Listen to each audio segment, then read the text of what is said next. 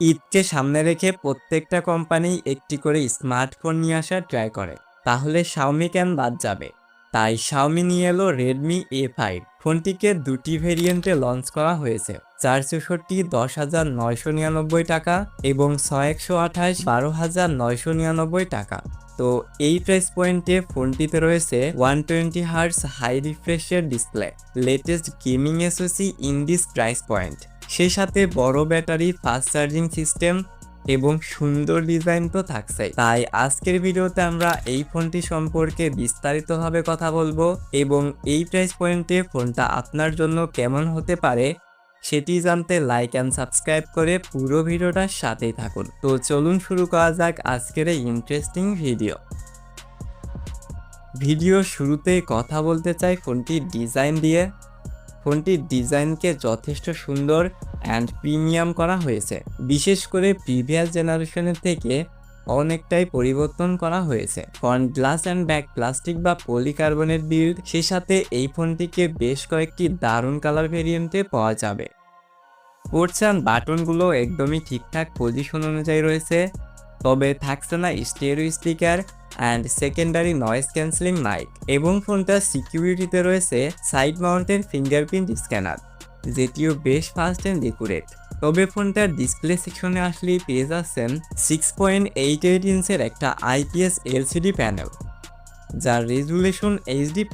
এবং শুরুতে যেমনটা বলছিলাম, এই ফোনটিতে রয়েছে 120 Hz হাই রিফ্রেশ রেট এবং ডিসপ্লেটার পিক্সেল ডেন্সিটি হচ্ছে 216 ppi। চিন ব্যাজেস একটু মোটা মনে হবে অ্যান্ড টপ সেন্টার রয়েছে একটি ওয়াটার ড্রপ নজ, যা এই প্রাইস পয়েন্টে একদমই আনএক্সপেক্টেড।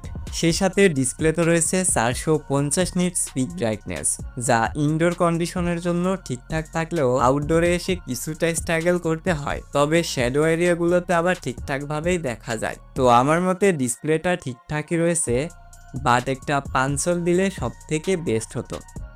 তো ডিসপ্লেটি রেখে যদি এখন আমরা ফোনটার পারফরমেন্স সেকশনে আসি, তাহলে ফোনটিতে চিপ হিসেবে ইউজ করা হয়েছে ইউনিএসওসি T7250, যেটি 1.8 GHz এর একটি অক্টাকোর চিপ, যার জিপিইউতে রয়েছে মালি G57।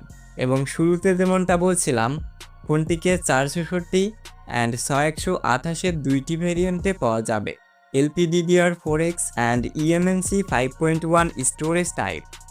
ফোনটিতে রয়েছে out of the box latest Android 15 and ইউআইতে রয়েছে HyperOS।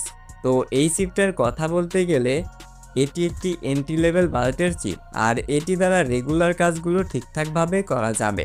ডে বাই ডে টাস্কে কোনো ধরনের সমস্যাই ফিল করবেন না।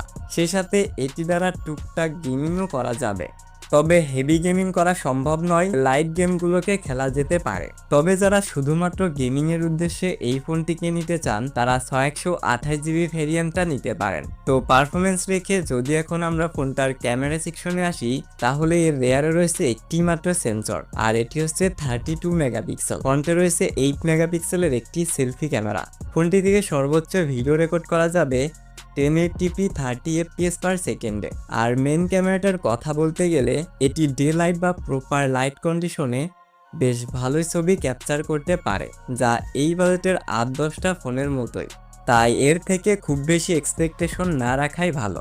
সেই সাথে ফোনটিতে রয়েছে 5200 mAh এর একটি ব্যাটারি প্লাস 18 ওয়াটের একটি চার্জার। ব্যাটারি ব্যাকআপের কথা বলতে গেলে নর্মাল বা বেসিক ইউজে 1 থেকে 1.5 দিন পর্যন্ত ব্যবহার করা যাবে, এবং হেভি ইউজের কথা বলতে গেলে 7 থেকে 8 ঘন্টার মতো স্ক্রিন অন টাইমও পাওয়া যাবে। তো আমার মতে এই ব্যাটারি ব্যাকআপ ঠিকঠাকই রয়েছে। তো এখন কথা হচ্ছে এই ফোনটা কাদের জন্য।